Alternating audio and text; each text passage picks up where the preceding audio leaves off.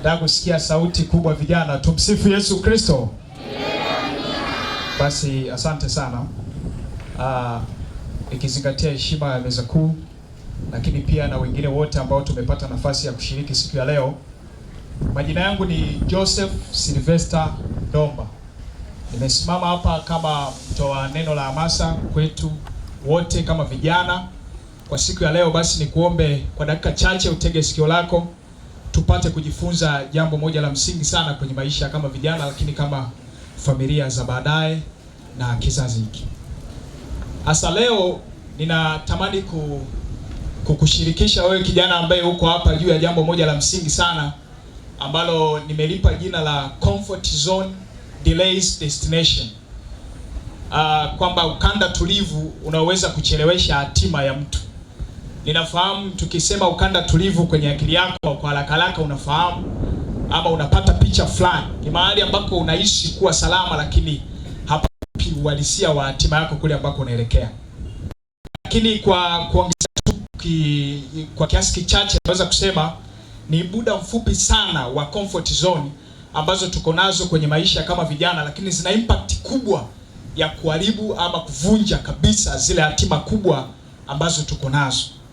Kwa namna moja, ukisoma kitabu cha The Analects by Confucius kinasema wakati ambako mwanadamu yoyote anazaliwa duniani, huwa watu ambao wanamzunguka kwenye eneo lile wanafurahi, lakini yeye huwa analia. Mwisho wake ni nini? Kitu ambacho utakifanya kwenye ulimwengu leo kitaleta matokeo ya watu kulia wakati wewe unafurahi siku ukija kuondoka duniani. Unaweza ukakaa ukajiuliza ni nini kama kijana unaweza kukifanya kwenye kizazi hiki na kikaleta matokeo makubwa. Wakati naendelea kufikiria nini ambacho nitakushirikisha kwenye mada hii, nikawa najiuliza kitu cha msingi ambacho pia natamani kushare na wewe kijana uliyeko hapa.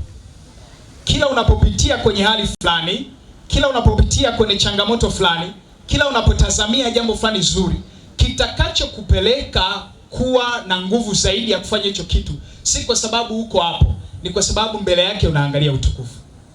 Changamoto sio nini unapitia, changamoto mbele yake unaangalia nini. Changamoto sio kwa sababu leo kuna kitu fulani niko kwenye comfort zone fulani inanichukulia kama mimi ni wa kawaida. Hapana, nini ambacho unaangalia baadaye, na hicho ndio kitakutia nguvu. Nichukue nafasi hii kwenye jukwaa kubwa la vijana namna hii kuwatia moyo na kuwaambia kabisa ujumbe huu kaingie katika mioyo yenu, kwani hatua za vijana ni nguzo imara sana kwa taifa ili kubadilisha mitazamo mbalimbali ya kimaisha. Tunapokaa hapa tutambue kuwa Mungu ametuchagua kwa kusudi ili tubadilishe na kuleta mambo makubwa ambayo ulimwengu unautegemea siku moja. Hayabadilishwi tu kwa kufikiri, hayabadilishwi tu kwa kutamani, bali kwa kuenda na kuyatawala hayo maeneo. Wakati unaendelea kufikiria, kwa dakika moja iliyobaki natamani nikwambie kitu kimoja cha msingi sana.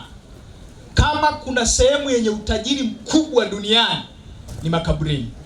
Kwa sababu ndiko sehemu ambayo wako watu walikuwa na ndoto kubwa duniani. Wako watu walikuwa na vision kubwa duniani za kubadilisha mfumo mkubwa, mfumo wote wa ulimwengu. Lakini kuna wengine walifanikiwa kwa kiasi na wengine hawakufanikiwa.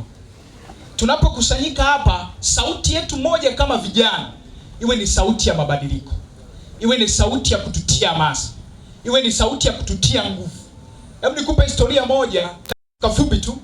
Wakati niko mahali fulani kwenye conference fulani, tuko pale kama nchi 32, kuna mtu mmoja alinifuata akaniambia, huyu mtu anatoka South Africa. Akasema, unajua kitu ambacho Waafrika wengi tumekikosa ni kushindwa kufahamu vitu tulivyonavyo kwetu ama ndani yetu na tunavichukulia kawaida. Lakini wenzetu wa nje wanaviona hivi vitu kama ni vya msingi sana, na wakati mwingine wanavichukulia kama ni vitu ambavyo vinaweza vika standardize maisha yao, vikabadilisha vision zao, vikabadilisha taifa na wakaenda katika mfumo ambao unaelekea sasa. Na mtu mmoja akasema kitu cha msingi sana, akasema kama kuna watu wanaweza kuua ndoto za vijana ni vijana wenyewe. Kama kuna watu wanaweza kutengeneza ndoto za vijana ni vijana wenyewe. Kumbe vijana tuna nguvu ya kubomoa, lakini vijana tuna nguvu pia ya kujenga upya. Wakati namalizia natamani nikupe huu msemo utakusaidia kwenye maisha yako. Kadiri unapotembea umekusanyika hapa si kwa bahati mbaya, kwa makusudi. Ninafahamu hilo. Lakini kitu cha msingi nataka nikuongezee kwenye fahamu zako na kitakusaidia wewe katika hatua ambazo unatembea, ni kujua hichi kitu.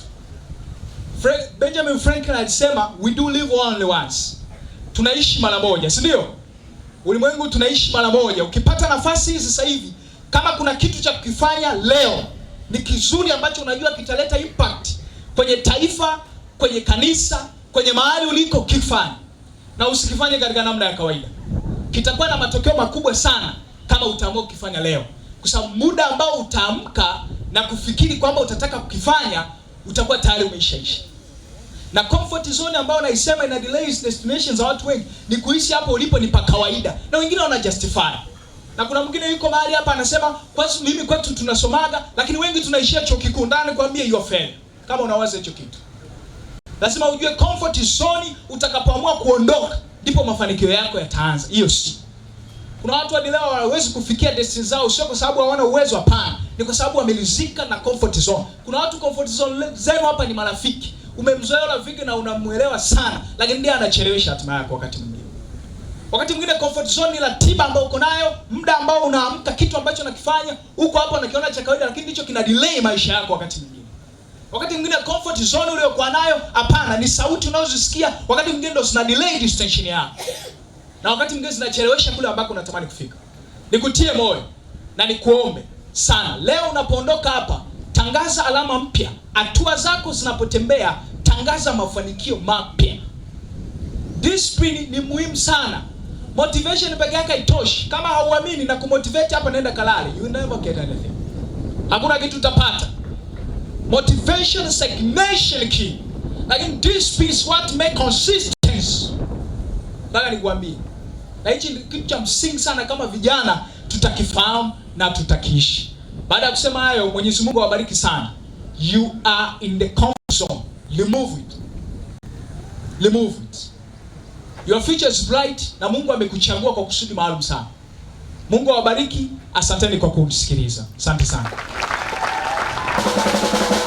Kwa dakika moja hapo ulipo, nyosha mkono wako hivi. Nataka kuona hadi kule nyuma. Nyosha mkono wako, utanielewa baadaye. Alafu jipige kifua, sema I'm the living testimony. I'm the living testimony. Mimi ni ushuhuda unaoishi. Asante, hebu pigie Yesu makofi mengi kama una amani. Asante.